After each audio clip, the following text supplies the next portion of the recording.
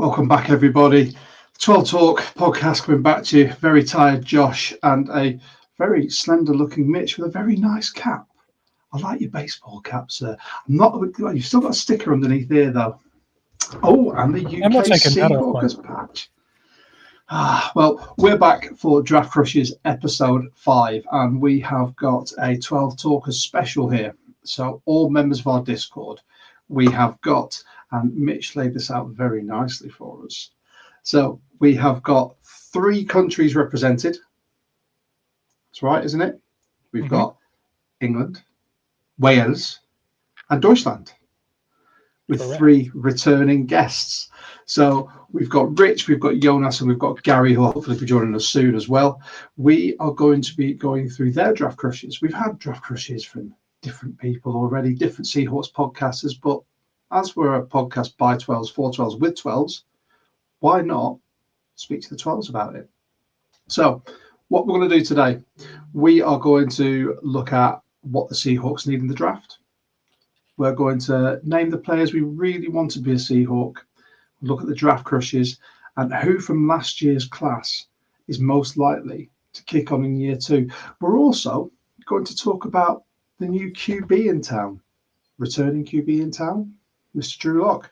So before we do that, as always, we are extremely proud to be the UK Seahawkers official podcast. Now, if you want to become a UK Seahawker, it's £12 for one person, £20 for a family of up to 4 in the UK.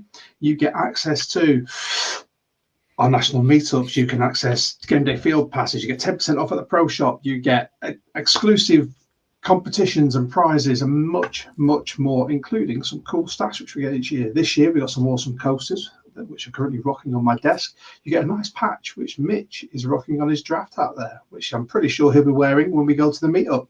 You get your wristband and you get your membership card.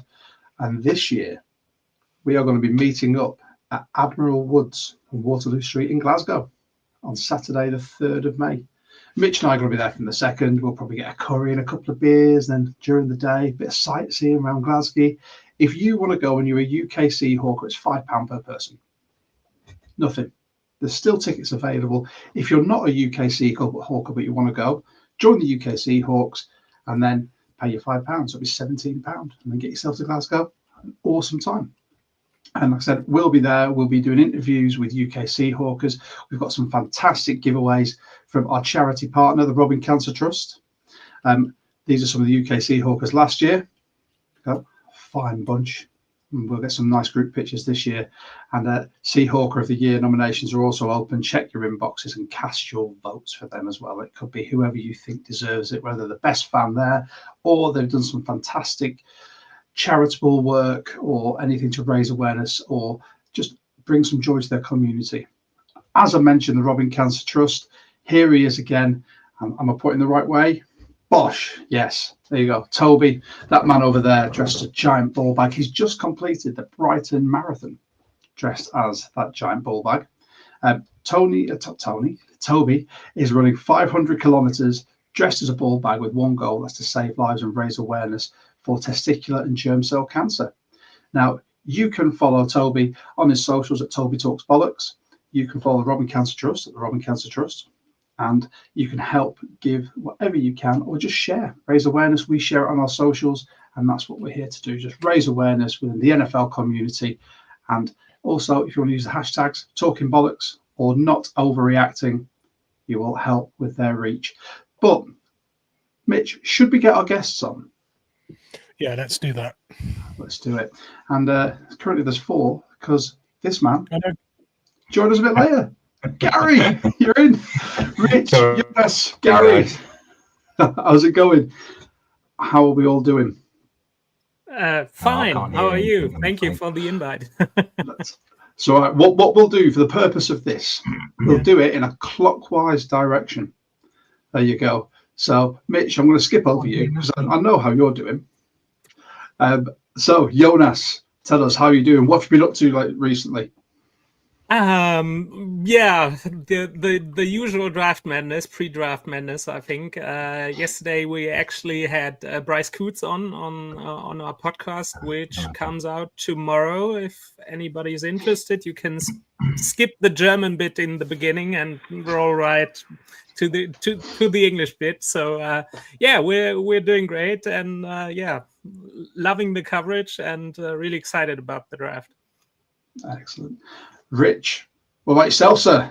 Hey, good evening. How's everyone doing? Yeah, just loving the Welsh weather, and you don't say that very often. It's been 2 weeks of sun, which I can't quite believe. So yeah, just embracing that and just getting out and about and looking forward to this draft coming closer, really. So I'm getting stuck into what we're going to discuss. And yeah, thanks for inviting me back as well.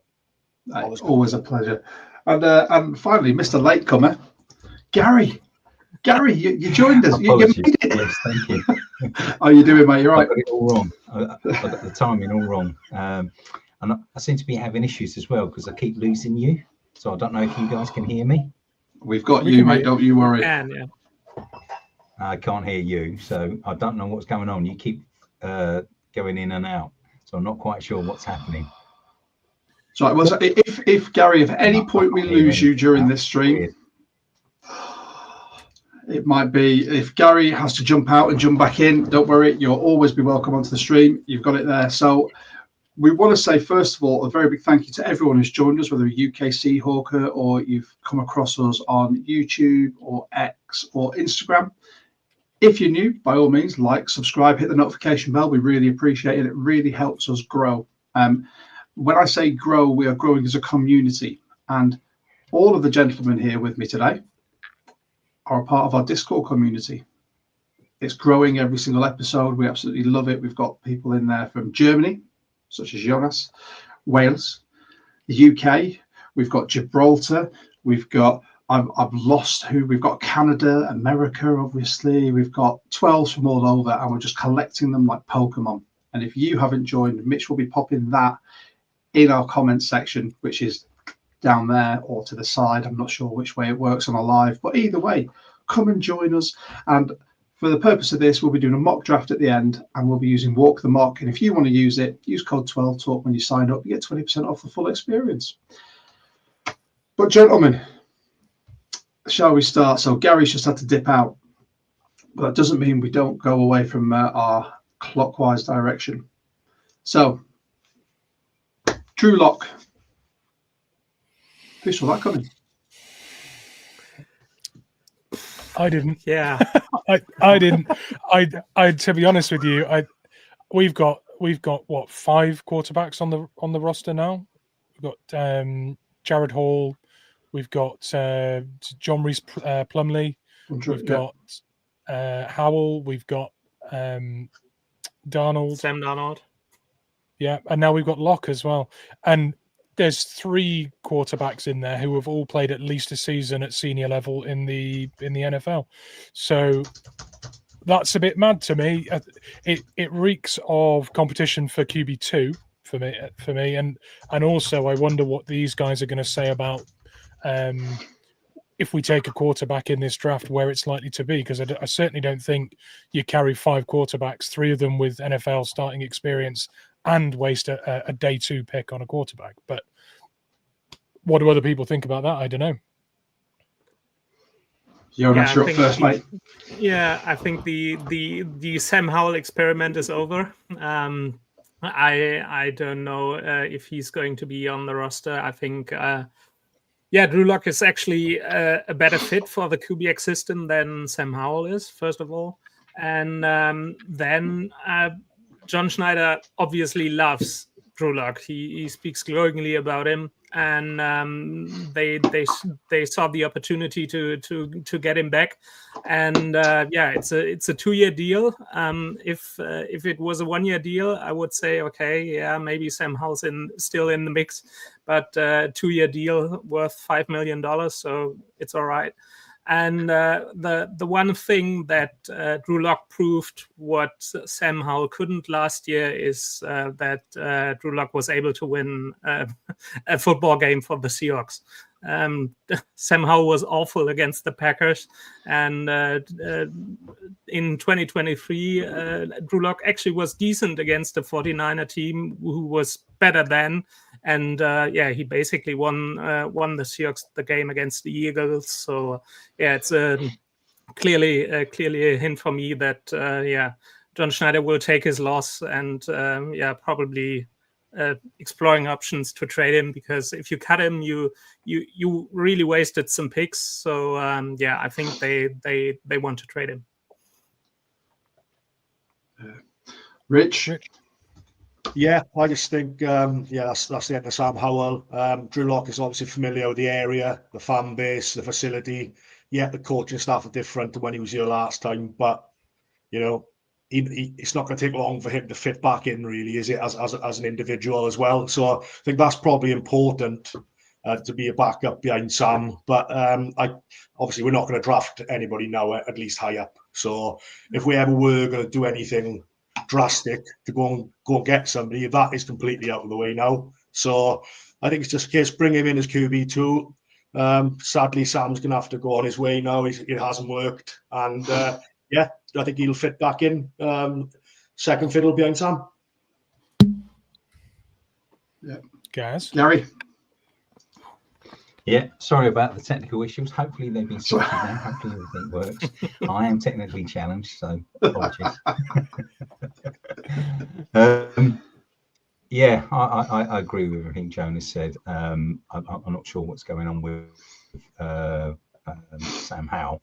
I presume he's going to be going potentially quarterback 3 if they keep 3, but I can't really see that happening. John does like Drew Lock. I think that's part of the reason why Gino probably was a bit miffed as well, because he did at the beginning of last season, they did mention Drew Lock a lot, even though he wasn't signed with us. So I think that's something that's definitely in Drew Lock's favour. I think he's a decent backup. I won't be so confident about him being a starter, but we shall see. Yeah, I agree. I think it's one of those where I think you've all kind of hit the nail on the head. There's familiarity with the organisation. Schneider's already turned around and said that he loves Drew Lock. That's why he brought him in the first place. We've seen the sample size of Sam Howell. I think even though Schneider has said that he loved him during the draft, I think he's now seen what it's like in the professional ranks and gone, he's not going to cut it. If we have to throw him in for a couple of games because of an injury, there's no confidence there that he could win a game, whereas Drew Lock has shown he can do it.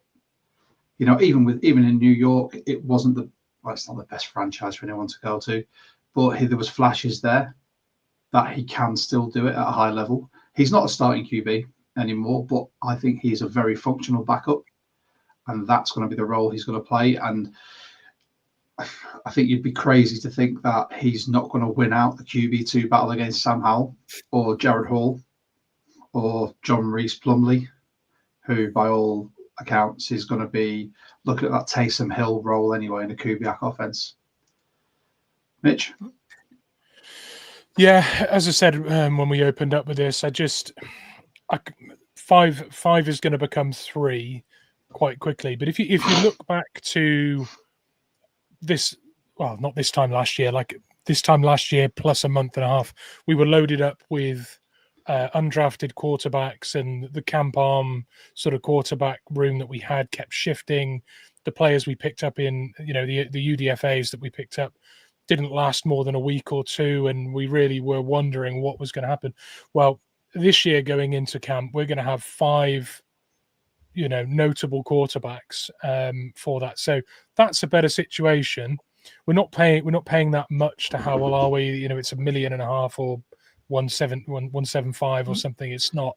So it's not like we're carrying 5 quarterbacks and we're paying them 80 million. It's we're carrying 5 quarterbacks and we're paying them 48, 47 or something. So realistically, we're in a great spot at that position, and I just think that now rules out a day 2 pick on a quarterback.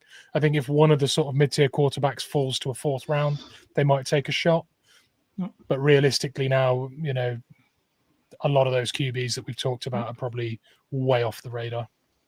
Yeah, I think I read something the other day.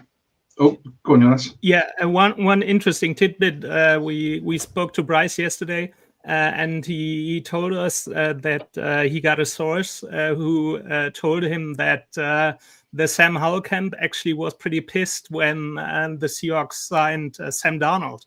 So the Sam Howell obviously sees himself a bit differently than the Seahawks do. So I think that's pretty telling. So yeah, I think the Sam Howell experiment is over because Bryce obviously got some insight there. So yeah, I know it's the job of an agent to blow smoke up your client, but how much smoke has he blown up Sam Howell? I mean, he'd be like, oh yeah, you know, if Washington had a better game plan, you could have been, you know, Jaden Daniels and that team. No, you couldn't. You came here last year and everything we saw in preseason was, you know, everything we've seen of him. You see training camp videos or like any of the training sessions, and there's reports of like some of his throws being so wayward, not being able to hit some of his wide open receivers, his decision making being completely off. How deluded? I mean, there's got to be a certain degree of self-belief to be a professional athlete, especially in the most high-pressured position in sport. But self-belief and delusion is a very fine line. And I think at some point, an agent makes someone cross that fine line, and that's when you become your. I don't want to sort of single out any particular players who think they're better than they are, but you know, there are a few out there. I'll let people in the comments tell us.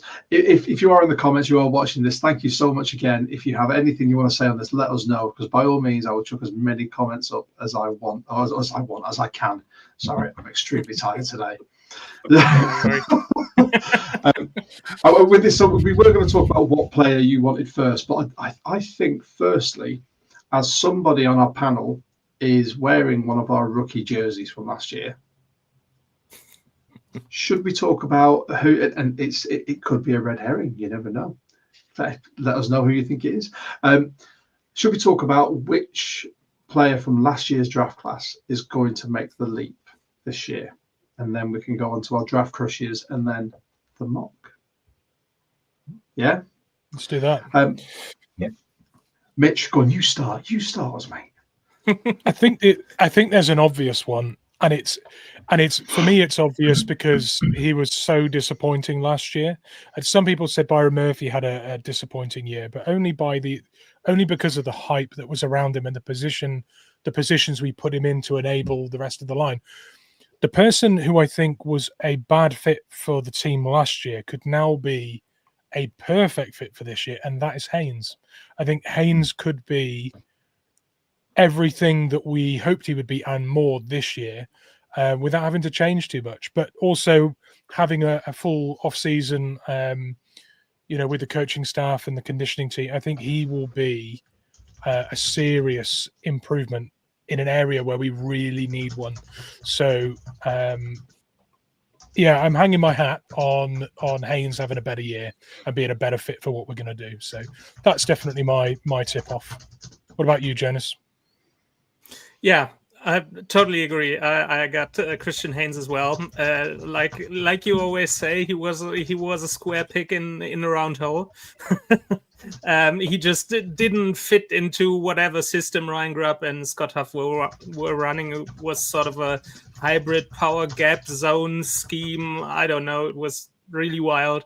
And I think Haynes is going to be a force, especially in the second level blocking, because he was at UConn and he was supposed to be the best pure guard in the 2024 class. And I think he's just made for this wide zone scheme that Clint Kubiak's going to run.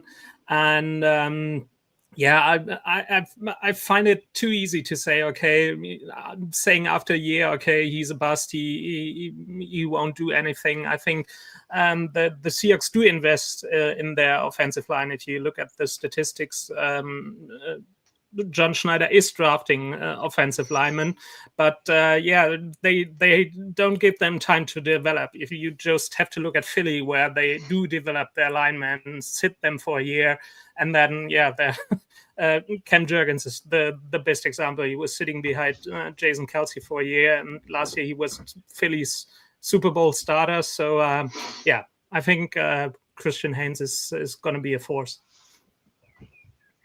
Rich? Yeah, surprisingly, I haven't gone for my jersey on this pick, but Shocking.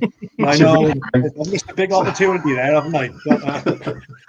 But yeah, I've gone with Tyrese Knight just because over the final 8 games, well, just 99 yards were allowed, and before that there was 139 over the first 9, and then he's played around 70% of the last 8 games, and I think he's just been excellent. And him and Ernest Jones together have got quite the little partnership going on there.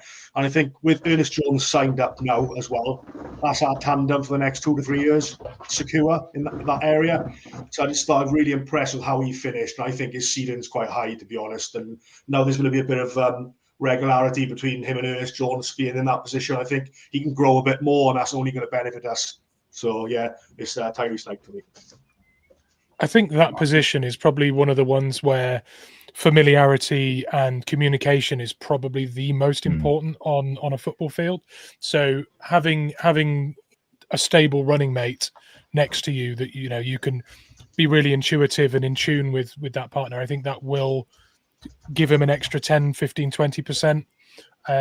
So I really like that answer. And also, who was picking Tyrese Knight as someone who could improve? Like he already sort of impressed us on what we expected. So that's a bold call saying we'll get even more, but I'd be more than happy to have it. What about you, Gary? I'm going to go for the obvious. It's Byron Murphy. I think you'll see him. I don't think he had as you say, I don't think he had a bad season last year at all. It's just the expectations of what people expected, that they expected sacks, etc. But this year, I think he's going to make the next step up. Hopefully, we'll add to the line as well, because I'd like to see us add to the line to strengthen the strength, to build that run wall, and obviously to bring something dominant along those trenches. It's sort of like both sides, I understand, but I feel that's a strength, but also I think it's something that we need to add to because of the age of some of our players. So I think we need to start thinking about the future as well already before it happens. And it's what's interesting is that we played him a lot of the time as a one tech or a nose in that side, and I think being double teamed in the middle of the line has opened up so much room for other players to feast, and we saw career years for Hall and Leonard Williams, and I think that they owe a bit of that to Byron Murphy's impact. But Jonathan Hankins isn't on the roster this year. So does that mean that he's back there again, or does that mean we see investment at nose? Don't say it yet, Gary. I know what's coming from you later. But, yeah, I think that is going to be the sole best way to get more out of Byron Murphy, is to pick up a nose tackle that can eat double teams in the middle and let him be the one in those advantageous spots. So I don't think he even needs to improve his game to get more productivity if the line is fit for purpose. Agreed. But I think he done a lot of the unfancied stuff, didn't he, last year? That goes unnoticed and then doesn't get the reward out of it. I think that impact was, as you said, but then Mitch, about the other people getting all the glory really and getting their career years is because Murphy done a lot of that work that goes unnoticed. Yeah, I agree. What about you, Josh? What are you thinking? I want to see AJ Barner take a bigger step up. Mitch's guy, AJ Barner. Thank you for correcting me there, Jonas. I've got to give him his full title on this podcast. Mitch's guy, AJ Barner. So last season, 30 receptions, 245 yards, 4 touchdowns, average of 8.2 yards per catch. Now, Noah Fant is tight end 1, fine, but unless he really shows himself in this Kubiak system, there is a lot of room to have a tight end who can block and then release from his block and get into space. And I think he would be a fantastic weapon to use in this scheme. That might just be me. I might just be blowing a bit of smoke up Mitch there for his correct draft pick last year. I'd love to see that, to be honest. I want to see this offense really start to hum. We've got some fantastic pieces on defense, both young and experienced, but AJ Barner I see as being someone that I'd really like to see make that step. There you go. And again, if anyone's got any other comments, please feel free, chuck them in the comments, and we'll bring them up just before we do our mock. Well, Mitch, there was a big intake of breath there, like my baby. No, do you know when it comes to AJ Barner, I'm so happy for him with the first year he had, and I like you say, I think he can be even more involved this year in this system. So I'm really intrigued to see what we do at tight end, because I think we also need another one. His blocking wasn't as impressive as people thought it would be, or certainly wasn't as consistent as people thought it would be. And if we draft a tight end, I think we'll be drafting a tight end that can do the fancy stuff, and that then forces him back into a position where he needs to do the bit he didn't do consistently. So I think that's a really interesting development, actually. Just, you know, the development there will be interesting. Yeah, fascinated to see where we take a tight end in this draft, because we'll certainly take one. I think that there's a few tight ends out there when you get past the top two in Loveland and Warren. There's a few tight ends out there that do have a decent blocking repertoire as well. So I think there's quite a few. I'd quite like my guy Terrace Ferguson to be a Seahawk. Keep him in the Pacific Northwest, and yeah, let's just put that out there. Now, before we get on to draft crushes for each of you, Mitch had a very, very nice question in here, which I think is something that we should pose before we talk draft crushes to everyone. So, with the state of the roster at the moment, I think there are going to be some priority positions. Mitch definitely does. If we were to say from everybody, give us your first, second, and third, what would your priority positions to draft be? Mitch, this is your question, so you can go last. Jonas, you first. Yeah, I think I'm going from 1 to 3. I think it's obvious interior offensive line, obviously, but I do think the Seahawks have to be careful if they go there, because taking 2 offensive linemen with the first 3 picks is going to be a gross misuse of draft capital for me. So the class is so wide. There's a lot of value in there. You don't have to go first round, second round with an interior offensive lineman. You can address that later in the draft. I'd like to see them go for an offensive lineman early. Then obviously my second spot is Gary spoke about it, looking to the future, and I'm looking to the future at cornerback, because Spoon is him, but the other guys, Josh always says he's of the Rick Woolen experiment. I'm kind of the same, and I really like the story of Josh Jobe, but he has to replicate his 2024. So you have to go at cornerback in this draft, which could be a bit difficult, because I think after round 3, even after round 2, cornerback just falls off a cliff. So they have to address this early as well. And the third spot actually is edge for me, because you do have a young core with Mafe and Hall, but after that you have Chenan Wosu, and he's hurt a lot in the last couple of years. And then your best pass rusher is Leo Williams, and you have to stack some talent up there. Nice. Rich, give us yours. So number 1, I've gone offensive line as well. I think I hope we take one early, but it looks like we brought about 60 years worth of coaching experience in with Clint has brought in with him. So I think that also points that they're going to try and coach what we currently got, which means people like Haynes come into play, Laumea comes back into play in Clint's system, and maybe a better fit than that. So I think we might take one. And I think it is a need, to be honest with you, because I think we need that bit of X factor in that position, and somebody who's a real nasty upfront guy who will cause a bit of damage to people, to be honest. We're a bit short of that. And that in itself is going to help everybody else. So I think that's number 1. Number 2, I've gone wide receiver. Yeah, we've lost Tyler, we've lost DK, we've brought Cooper Cup in, but I still think we need another one, to be honest. And I think we need another high pick one as well, just somebody with that bit of quality. That would be my choice for number 2. And my third choice is tight end because of Clint's scheme. He uses a multi-tight end formations and was one of the highest rates in the league in doing so. So I think we could do with another one of there. And to be honest, I really don't see Fant as a long-term fit.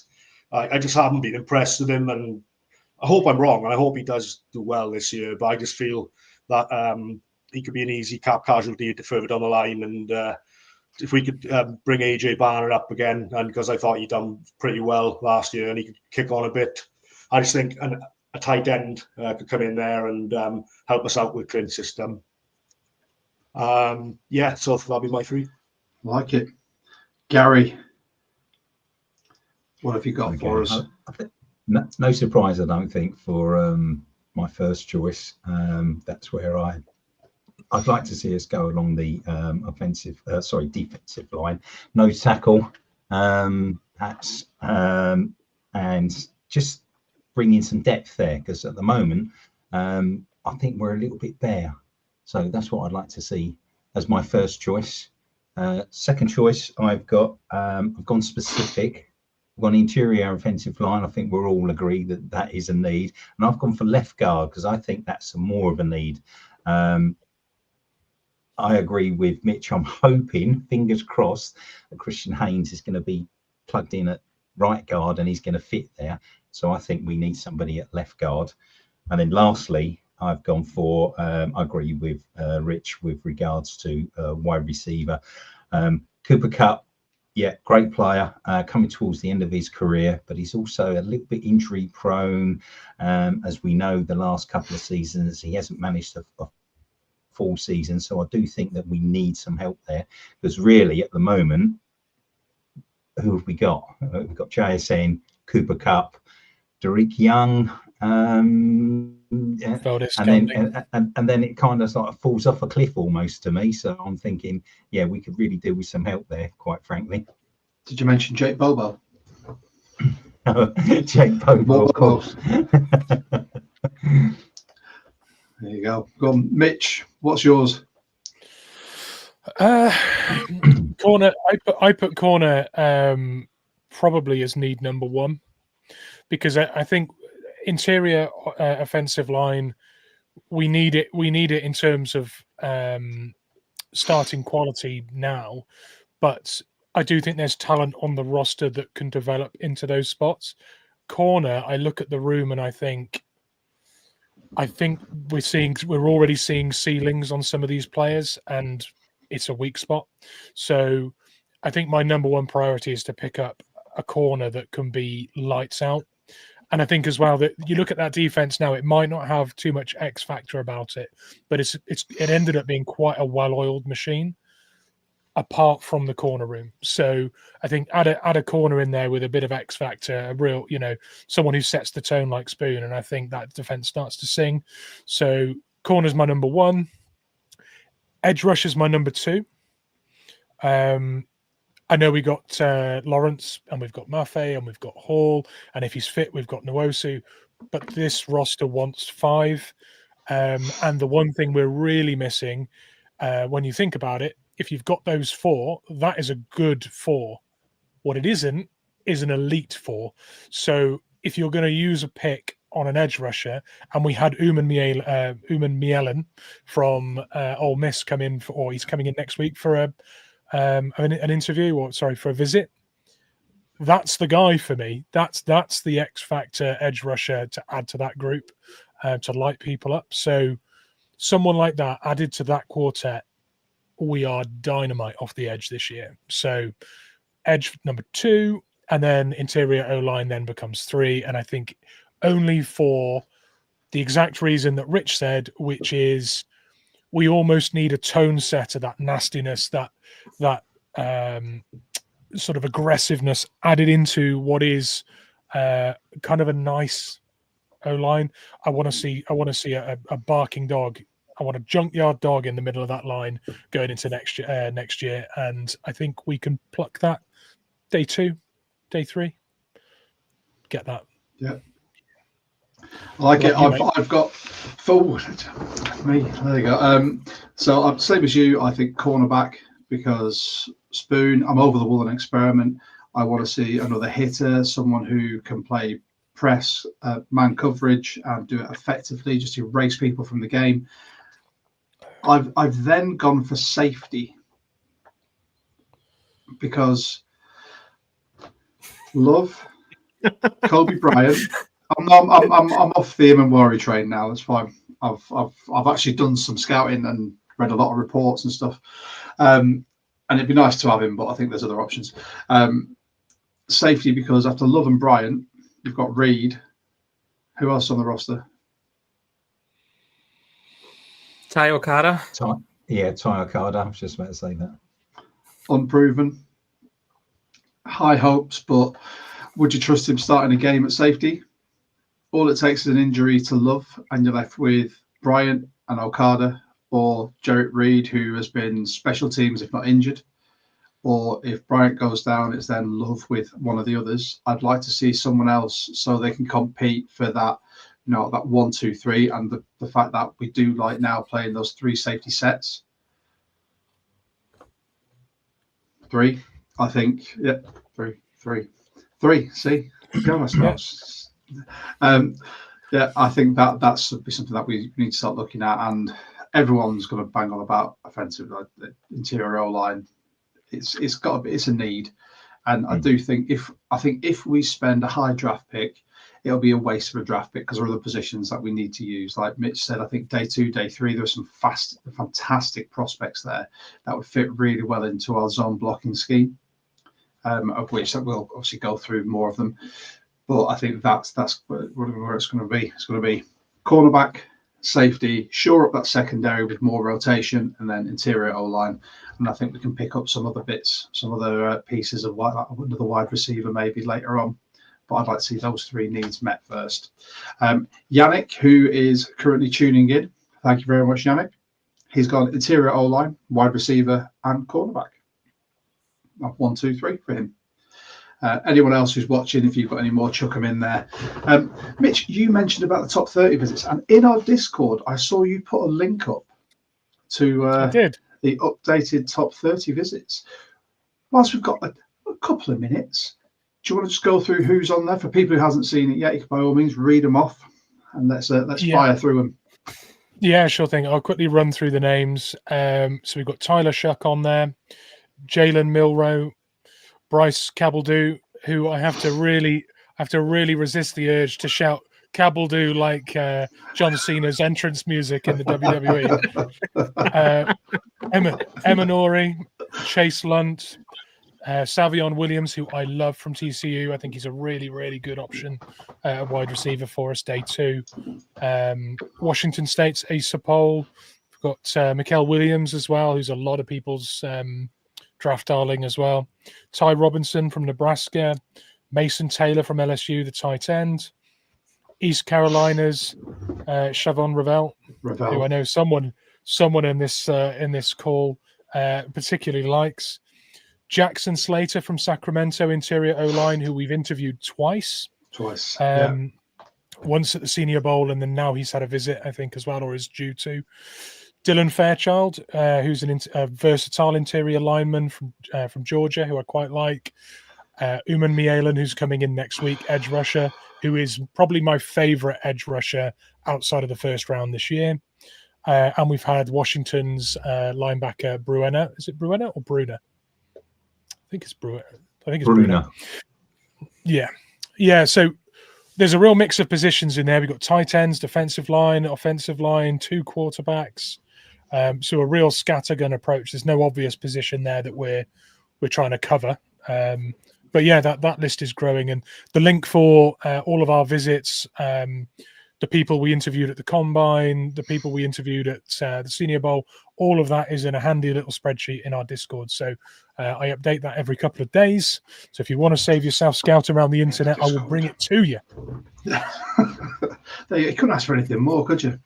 And obviously, there's the conversation still flowing thick and fast in our Discord as well about a lot of these things.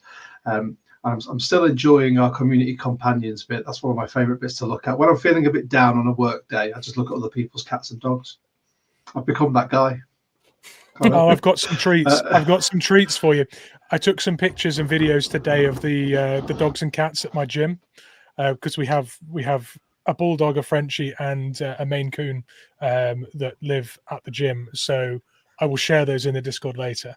What a gym! Right, well, with that, now we know the top 30 visits, and we've all sort of discussed who we'd like to draft. As this is a Draft Crushes episode, shall we start with some Draft Crushes? Yeah. And because we're gentlemen, Mitch, we'll let the guests go first. Jonas, you're up, my friend. Yeah. Yeah, Mitch already pointed at the guy I like, and he visited with the Seahawks, and that's actually Siobhan Rivera Jr., cornerback from East Carolina. 6'1", 194 pounds, and I love this dude. It's just Spoon and him as a cornerback tandem for years to come. Just put it into my veins. It's just he has an awesome combination of height, length, speed. It's just skills you can't teach at a cornerback position. With that, he has exceptional football IQ, so it's a really rare combination. He can read route concepts. He can mirror receivers well. What's really awesome is his ball tracking skills, and he's got really long arms. So he's just a playmaker. And the only thing that is a bit scary is he tore his ACL last year at the beginning of the season, and I think week 4, so pretty early. And but there's talk around the prospect sphere that he's just like Cooper Kupp. He's he made a full recovery. And if he hadn't torn his ACL, I think he would be a top 10 pick in this draft. He's probably the cornerback with the highest ceiling in this draft, in my eyes. The only thing I'm a bit worried about is that he may be a dream, because John Schneider always has been pretty careful about players with injuries. And even though Ravel made a full recovery, I think that's one of the pain points where John Schneider might say, "Oh, okay, he's probably not that high on our boards." But I'd really love to see him in Seattle with Spoon. Yeah, when I saw he was visiting with us, I in the back of my mind was, I really hope they do a thorough medical check and things. I'd almost be more interested in spending the time on that visit just checking that knee, because if they're content, you'll get a great deal on a really high ceiling. Yeah. Although granted, that kind of injury does tend to be a degenerative thing and could take 3 or 4 years off a career further down the line.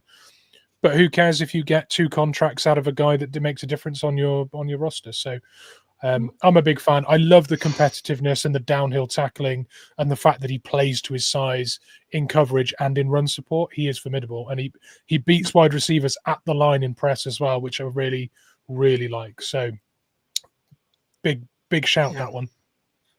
If the Seahawks, so obviously, sorry, so he's supposed to be a first round talent, but I think the injury will put him down on some boards. So when he's healthy and he's available at the end of the second round, if the Seahawks do trade down or even stick at 18, I think he's going to be really valuable there. So I'd really love to see him. Rich? Well, I bought a first-class ticket on the train for Nick, and Rory myself. So I'm really high on him, on Josh. So, yeah, I'll pay double the price of a ticket if we end up getting him, let me tell you, that's for sure. But no, I'd like us to go for best player available method early on because of the draft picks we've got in our pocket. So if he's available, I think let's take him. He's had 43-inch vertical jump, 4.38 second 40-yard dash, and I've set him apart really in his positional group. I just think his size, his speed, but his brain power as well, and his playmaking is just elite. And he'll really add to what we've got. In fact, it'll enhance what we've got. I think he's that good.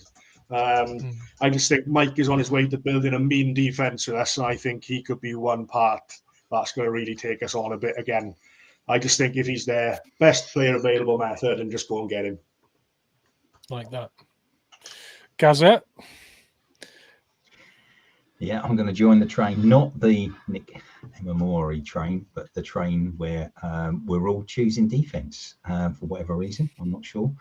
But I've gone a different route, as we've alluded earlier. I'm going to go down the defensive line.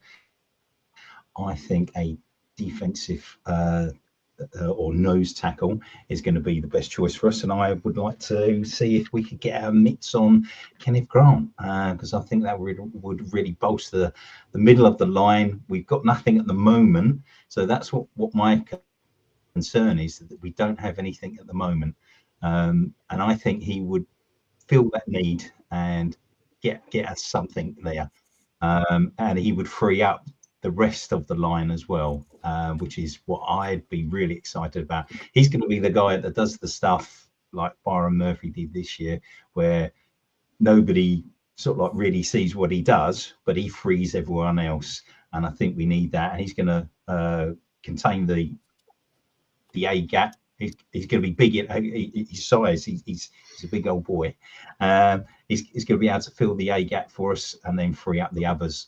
That's what I would like to see. I don't know whether he'll reach to the 18th pick, so that's another thing as well. But if he did, I would be chuffed if they did select him. I think in terms of his projection, a lot of people have him now late first rather than early first. So even to the extent that I think if he was still on the board, maybe at around 40, 42, we might trade up to get a player like that, from like the 50th or 52nd, come up the board a little bit and come and get him. I think he could drop out the first round due to other players climbing up boards. So because it's a less valued position, the level of the talent absolutely deserves it. It's a less valued position, and I think he'll fall due to other players' profiles going up. But I love the player, and I love the way you've explained it. There is exactly how my mind is seeing it. Getting the value out of that D line by strapping a guy in there that needs that double team, just like Byron Murphy did. That's huge value for us. So, Josh. Oh, excellent. So I'm actually going to go offense. That's right. I've got a draft crush. Yeah, and this is someone that Hype's been building around. So with this Kubiak offense, we're going to be looking to play with a fullback. Now I think we've got Brady Russell on there already, who's going to be a tight end fullback hybrid, doing a bit of special teams as well. Harold Fannin Jr. Now, everything that I've been looking at, and I've had a few days away with work, so I've actually had a chance to do a little bit of this. He is shooting up draft boards for the right reasons. So I'll give you some stats. Okay, and I've bookmarked this. So last season he played 13 games, and he was at Bowling Green. So he was Bowling Green's first ever All-American. He had 439 passing snaps, 168 inline, 139 slot snaps, and then he had 117 receptions of 150 targets for 1,555 yards for 13.3 yards, per reception, with 10 touchdowns. Now he is a big fella as well. It's exactly what we need. So he's 6'4", 230 pounds. For me, he is the type of player where you're going to be able to pick up in the second or third round to really fill that gap. And we're looking for a tight end that can do it all: blocking, receptions. he is my guy. I said about Terence Ferguson, that's purely because I'm an Oregon Ducks fan. But if we're going to look at another tight end in the mid rounds, he would be the one for me. Nice. I did research, Mitch. I'm shocked. That's right. I'm not shocked you did research. Just you came here with stats and everything. I'm so proud. Bookmark pages, everything. See, do you know what I need to do? I need to go away with work more when I've got those lonely evenings in a hotel, and I'm just there searching through like draft stuff. So there you go, Mitch. Who's your one at the moment? I'm not going to harp on about this. Yeah, I'm not going to harp on because we've talked about him on pretty much every pod we've done so far.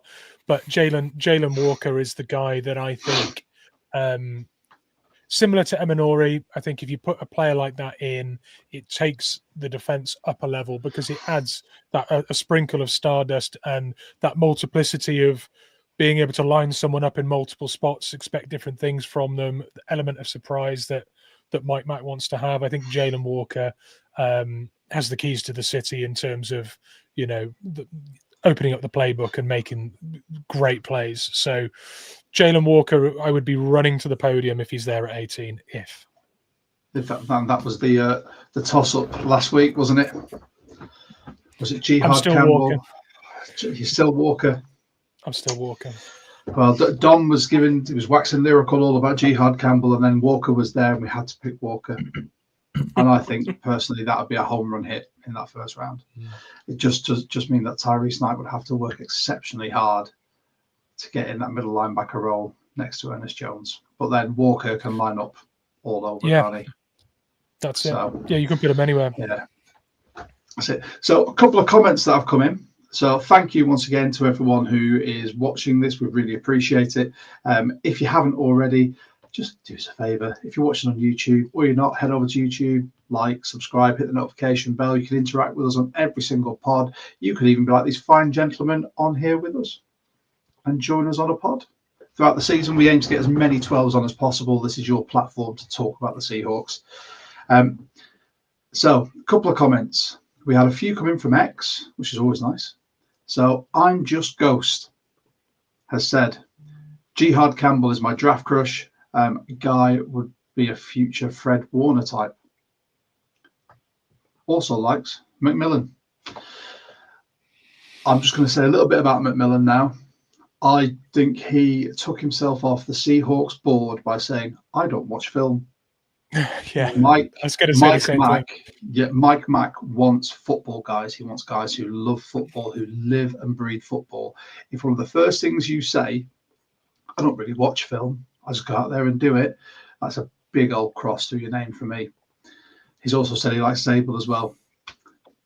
And here we go. Carmen Schofield has just said during the 30 visits they do full med checks, which they need to for some of these players because there's so many niggly injuries. I mean, Ravel, didn't he have? He's had injuries through high school, college, and the hope is going to be back by training camp to fitness, but you can never tell. So they were the main ones we've got coming in. Oh, we've got some new ones as well.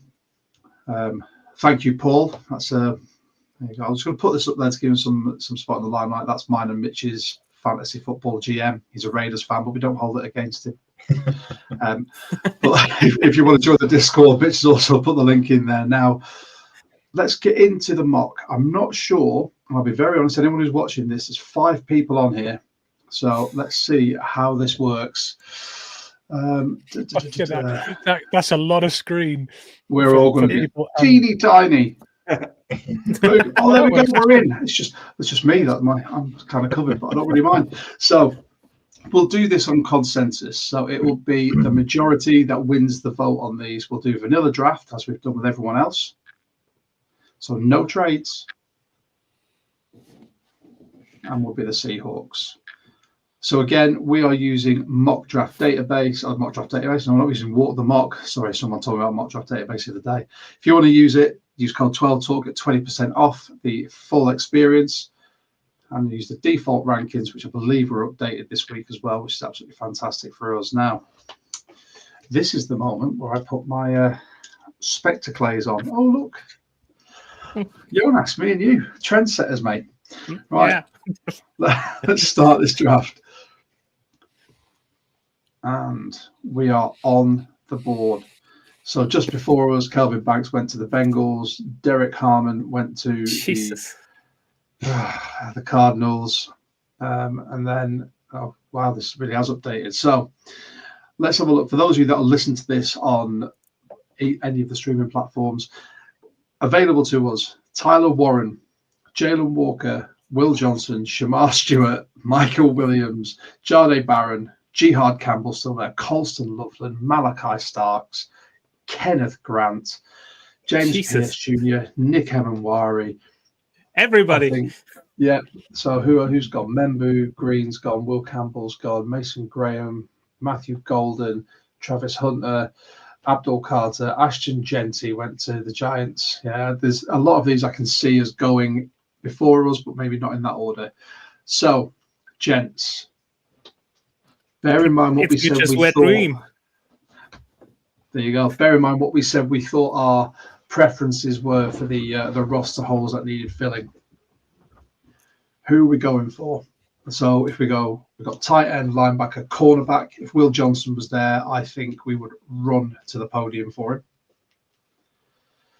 him. But then the same with Jalen Walker. I'm not sure Tyler Warren would be that high on our draft board, if I'm being very honest, when you've got Noah Fant on there and there's other options further down. I think Will Johnson won't be there either. No. I think if we're looking realistically, you're going to be looking at your Jalen Walkers, maybe Shamar Stewart, Michael Williams, Jade Barron could be there, and Jihad Campbell. Loveland has the potential. I think could be there. Yeah, possible. So what are we thinking, chaps? Why don't we just snap off a knee-jerk, answer? So we'll just run through from Jonas to Rich to Gary. Just say a name. Don't give us a reason. Just shotgun through. Starting with you, Jonas. Who's your pick? Loveland. Rich? Loveland as well, if he's there. Gaz? Oh, It's tough. I mean, yeah, it is. I mean, I'd happily go with Loveland, but I'd also obviously like to see Grant. But hey, I wouldn't be upset if they chose Loveland. Josh? Do you know what? For the sake of this mock, and bearing in mind, I think every other mock we've done, we have picked a defensive player with our first pick. I'd be happy to go with a consensus, and the consensus from our guests is Colston Loveland. Let's do that. I like it too. Colston Loveland, you are a Seahawk. And now the wait begins. This is where we see everyone start going. There you go. Jesus Christ. Yeah. So Schwessinger's gone to the Eagles because they need more linebackers. Of course they do. Jackson Dart went to the Giants. Emanwari went to Tennessee, another franchise where careers go to die. James Pierce Jr. has gone to the Jags, so we'll look forward to seeing him in London. And you've got Omarion Hampton has gone to the Raiders, so they got their running back in the end. Oh, well, I actually don't mind how this board's fallen for a lot of people. All right, but let's have a look. So for Quinn Ewers is Dolphin. Damn the Falcons. Right. Jesus. Yeah. And the Falcons took Siobhan Ravel. So we are now going to be looking at a cornerback that I wouldn't mind in Trey Amos. You've got Landon Jackson, defensive line from Arkansas. You've got Travian Henderson, running back. We don't need that. Who else is there? Xavier Watts would be an intriguing prospect for us, I think. Tonic Williams, defensive line as well out of Ohio State. JT Tui Malau. Am I right in saying that, Mitch? He's an Islander. Tui Mulawau, yeah, close. Damn it. Just so you know, I need to do more reading up. Jaden Higgins is still there as well. Trey Harris, and then Princely Umamielen. But we do have 2 picks. There you go. I'm learning. So What are we all thinking? Go on, guests first. Yeah. Looking at how the cornerbacks are falling, Ezra Thomas is gone as well, Siobhan Ravel, and the need is there. Trey Amos, in my view. So so if you're looking Because at cornerbacks that are otherwise, still available, yeah, you've it got falls off a Amos. cliff. Yeah, Amos, Porter, Parrish. I think they're the top three that we look for there, and below that is like so that's where I think, in my personal opinion, the cliff edge is. Parrish is just starting the descent, but after that, it's you clutch at straws and get Kobe Bryant, hoping he's going to be good. So you're thinking Trey Amos, Rich? Yes. Yeah, any one of them top two, to be honest with you, I'd be happy with at this stage. Yeah, so that's why. Gary? Yeah, likewise. Unless you wanted to be different and go wide receiver and Higgins, but otherwise, yeah, happy with. We pick again We've in got two picks. Yeah. So for me, I think with these two picks, and Mitch, you'll probably correct me on this, but I think taking the top cornerback available would be fantastic, and then you look to. I think the wide receiver option is probably best because interior O-line, you've got Savanier as well. Tate Ratledge is there as well. That would be a slam. That's a slam dunk pick. To be honest, I think Trey Amos and then hope Tate Ratledge is there is maybe just two slam dunks in a row. Quite like that.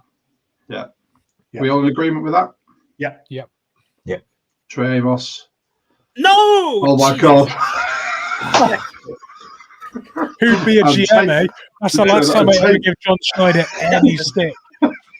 And Tate The Ratledge freaking Broncos. to the Broncos straight after us. And so that leaves us with Savanier. You've got Dylan Fairchild still there, Jared Wilson, Jackson Slater's further down the board there as well. If we look at offensive tackles that could move inside, Wyatt Millam.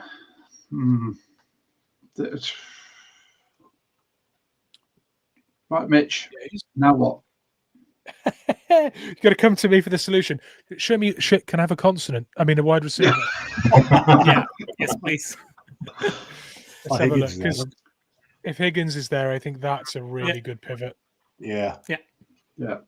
We in agreement? There you go. 100%. Yeah. Jaden Higgins. I think he has appeared in every mock that we've done so far. Yeah. And rightly He's so. a superb fit as well for what we're lacking in that wide receiver room for me too. Yeah, agreed. So Carmen, sorry, just to cover you up there, Gary, but Carmen was there saying Malachi Starks, which I would not. I would be more than happy to have taken him as well. Second. He did. So here we go. We are now in the third round. Top of the board, you've got Wyatt Millam. Yeah. Cameron Williams is still there. You've got Jordan Birch from Oregon. Emery Jones Jr. What position are we thinking, lads? That's the big question now. What about the O-line? I think that was the chance to address it in the. Yeah.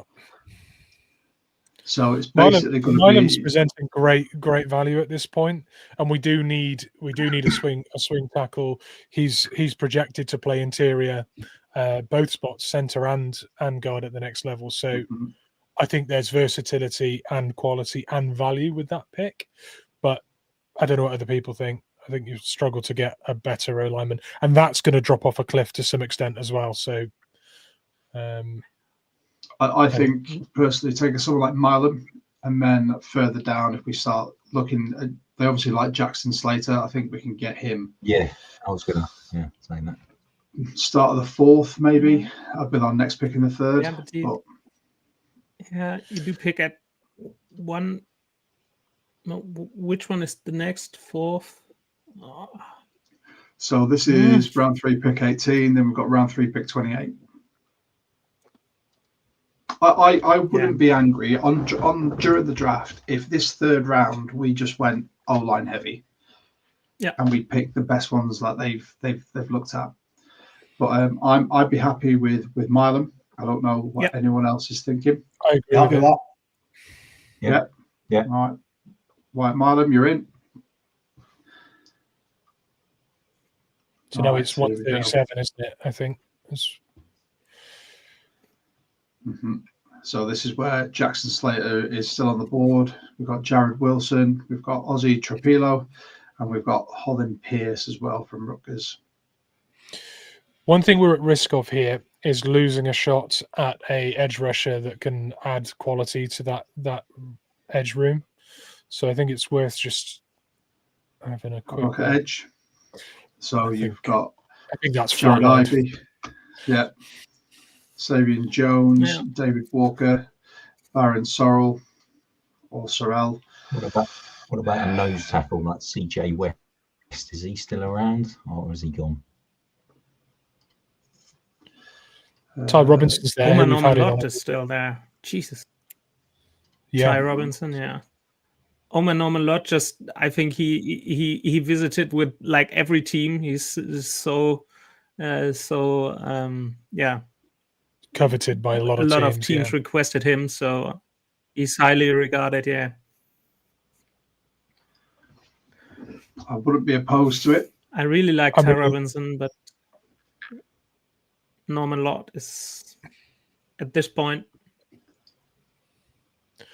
Yeah, another good value pick as well. Tell me it's going to be at the cost of. It's going to be at the cost of O-line, isn't it? But I think D-line's going to drop off a cliff too if we don't touch on it. No. Agree. That's what we're thinking. Norman Lott? Yeah, let's go. Bosh. Yeah, good to me. He's in.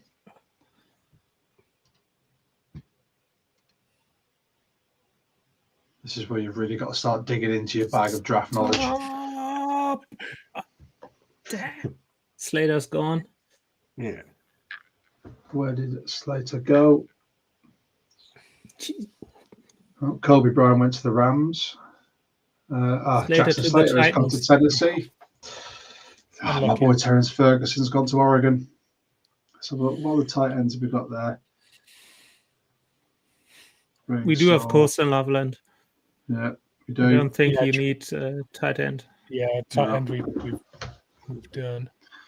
So far, just what for about anyone, O-line? Sorry. So for anyone, I was going to say, for anyone who's just jumping in, This is doing a great impression of the entire fan base at this point. What about the O-line? Yeah. So for anyone who's just tuning in, I'll do a quick recap. I'll do a full one at the end. But we took with our first pick, we took Colston Loveland, tight end from Michigan, another Michigan tight end.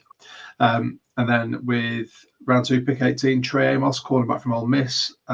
Round 2, pick 20, we took Jaden Higgins, wide receiver from Iowa State. Round 3, pick 18 there, Wyatt Milam, offensive tackle, projected to play interior O-line from West Virginia.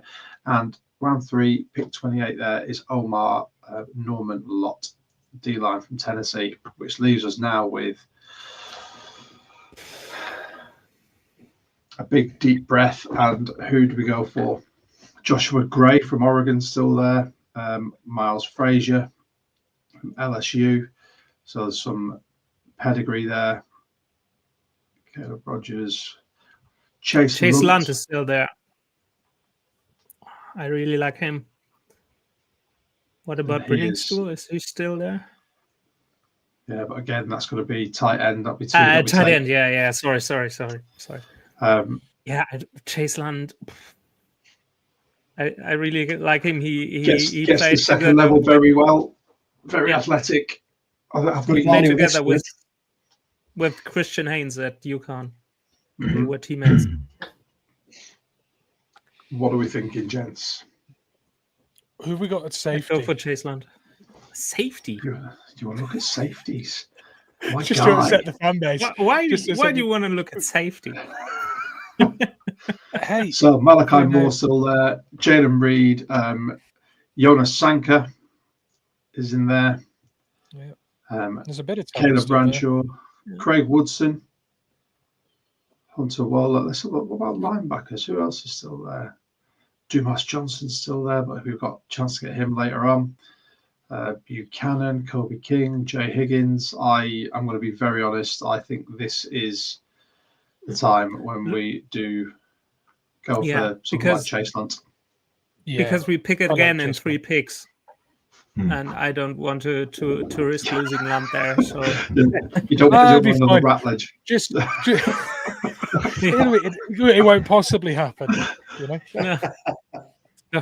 Don't I'm just do going it. I to don't want to get click sniped. the button Yeah. for Chase Lunt. You're a Seahawk. I'm not having that happen again. I don't think my heart can handle it. Oh, now There we come go. the Now we're into the 5th round. 2 picks in a row. Yeah. Okay. So this is where we could take someone like Jalen Reed as a free safety there. Yeah. You've also got linebackers like Teddy. Yeah. Buchanan. There's some names in there where just the spelling is just wild. So odd. There you go. You've got Powell Ryland as well, edge from Virginia Tech. This is reaching into your bag. Mitch, what are you thinking? Jay Higgins, linebacker, Iowa. Oh, Yeah. That is a linebacker that was considered a early second or late first prospect at the beginning of this year, and multiple factors have meant he's fallen. But it doesn't change the fact that there are serious projections for his ceiling. I honestly think that is a huge value pick there at a position where we need depth. So that's a nice drop for us, I think. All in favour? Yep. Aye. Excellent. I lean on our draft guru when it comes to these later rounds at the moment. So, Jay Higgins, you are in. Oh, and we're back on the clock again. Yeah. Maybe it's Now, Reed is still there. Is this where we take Jalen Reed, the free safety? I'd say so, yeah. I'd be happy with that. I think. Yeah. Yeah. Consensus, yes, all round. Beautiful. Jalen Reed, you're in. And now we wait for the 7th. This won't be a credible Seahawks draft if we don't take a running back. So, Yeah. I think that has to be first consideration. Oh, and as well, Khalil Mullins is right there at the top. Who else have we got? Give it a scroll. Surek, Craig Woodson as well, strong safety out of California. The Quint Allen. Hunter Bowler, the Quint Allen, who have we interviewed him? I can't remember. I heard that we'd spoken to him at some point. But it might have been a Pro Bowl. Yeah. And then we are getting into bottom of the I have no idea about any of these players, to be honest. Yeah. Curtis Rourke. Yeah, it was just a joke. Just a joke. Seth Hennigan. Still there. Let's have a look. In fact, D-line. Who's still there? Your boy, Nazir Stackhouse is there. Stackhouse is still there. I think that might be quite good, actually. Yeah. Big space. Would you go Stackhouse, and then just for being a Seahawks draft, would you then go to the running back room? Yeah. Wrapping up with the running back. Right. Give me another Chris Carson. Here's my pledge. If we draft Nazir Stackhouse, I will wear a Stackhouse jersey. I love the name for the position he plays. It'd be weird if he was a corner, but honestly, I just want to wear that jersey because I'm a really broad, tall bloke anyway. I just think it. Yeah, get that name on my work. Are we all okay with Stackhouse? Let's just bulk up that interior D line. Bosh, and now Shiloh Sanders went in the 7th round. I don't want Daddy Sanders anywhere near Seattle, please. Right. So now let's look at who else is available. So Colin Oliver, edge from Oklahoma State. Then you've got another D line in Tim Smith. You've got Brandon Crenshaw Dixon, offensive tackle from Florida. Dante Trader. Do you know who we haven't checked for, Mitch? Where's your Thornton boy? Jr.? Thornton Jr. He has I gone. imagine he's I gone because believe. he's creeping up Yeah. boards, I think. He is. I think after his his pro day result, He where is his rapid. his 40 was ridiculous, wasn't it? Oh, Show me Cody the running Lindenberg's backs. there, but we've done. Yeah, We already got a linebacker. Yeah, I we don't did. think you need another one. No. I'm scanning through these, thinking who's got the physical traits or the Yeah. just something special that you can punt on this late, but it's not much. Raheem Sanders, running back. That's not terrible. Maybe just consider South that Carolina. Well, if we're looking at running backs, we've got Krosky Merritt, who had 106 rushing yards last year. Raheem Sanders, who had 881 rushing yards, 316 receiving yards, 13 touchdowns. His career, his collegiate career, though, across the span will look really impressive. I think body of work, and because he was at Arkansas for 2 years prior, I think did a lot of good work there. Yeah. What are we thinking, gents? Are there any other positions of need you want us to look at? Bear in mind, so we've taken a tight end, cornerback, wide receiver, 2 offensive tackles that could kick inside, 2 D linemen, a linebacker, and a free safety so far. Sanders or James? James was really good as well at Oregon. I'm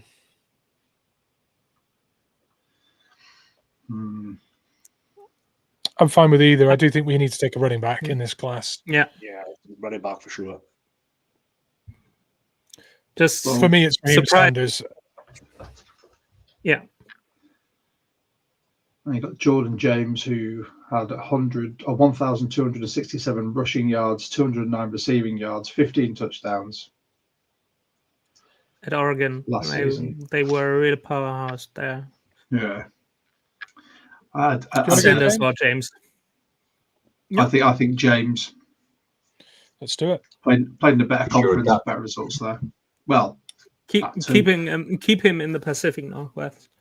Exactly. See, there you go. Jonas knows. Great mark. This is going to be it. Great mark. Great mark. I love him. Right. So for those who are just tuning in, I will put this on our socials with the rest of them. I need to collate them all. So in the first round, we took Colson Loveland, tight end from Michigan. And then the second round, we had Trey Amos, cornerback from Ole Miss, followed by Jaden Higgins, wide receiver from Iowa State. Third round, we went Wyatt Milam, offensive tackle from Western Virginia. And then the second pick in the third round, we went Omar Norman Lott, defensive lineman from Tennessee. In round 4, we took Chase Lunt, offensive tackle from UConn. In round 5, it was Jay Higgins. That's not going to get confusing at all, that is it? Between Jaden and Jay. No. Linebacker from Iowa. And then Jalen Reed, free safety from Penn State. In round 7, I think there's actually quite a bit of value in what we picked in round 7 there. When Nazir Stackhouse, D lineman from Georgia. And then Jordan James, running back from Oregon. Now, can you imagine if we picked Kobe Bryant, the corner, and we had Kobe Bryant, Jay Higgins, Jaden Higgins, and then we'd have had Jaden Reed. Is it Jaden Reed and Reed? We've got a Reed in our safety room already. Madness. Yeah. We've got Jared Reed and we've got Jaron Reed. Derek Reed and Jaron Reed and Jarrett Reed. All the Reeds. Nothing like confusing matters, eh? No. So that was Draft Crushers episode 5. I'd personally like to say a massive thank you to all 3 of our guests. I love these little round tables that we do. This is a nice precursor for our pre-draft pod. Our pre-draft party pod. Jonas is already sending me cocktail ideas. Anyone else can join with a cocktail or a mocktail. We'll have a few guests on. We'll have an open space for people. Guests that'll be dipping in and out. But for me, I just want to say a huge thank you for everyone who's joined us as well. Thank you so much. It's amazing having you guys on. If you haven't already, by all means, please like, subscribe, hit the notification bell. We really appreciate everyone who does that. It really helps us grow and helps that algorithm thing that everyone talks about. If you don't want to like and subscribe and just want to chat to us and plenty of other people, join our Discord. Mitch has popped the link in the comments. And if you want to use Walk the Mock, they don't just do the vanilla mock. There's loads of others on there. Use code 12Talk and you can get 20% off the full amount that you pay for the full package. But, gentlemen, thank you so much again. I know I'll be speaking to you again in the Discord when I dip in. There'll be plenty of links and memes and pictures of people's dogs and cats put in there. And why wouldn't there be? Have you all had a good time? No, Definitely. Yeah, Thank you. really enjoyed it. Absolutely rubbish. But I just want to say for myself, and I'll speak on Mitch's behalf, thank you to you guys. Thank you to everyone who tunes in. We'll be back next week with another special guest. And as is customary with these, should we finish with a Go Hawks? Should I count us down and see if we can get it in unison? let's try. This is where we test how delayed people's internet is. Are you ready? 1, 2, 3. Go Hawks! Go Hawks! Go Hawks.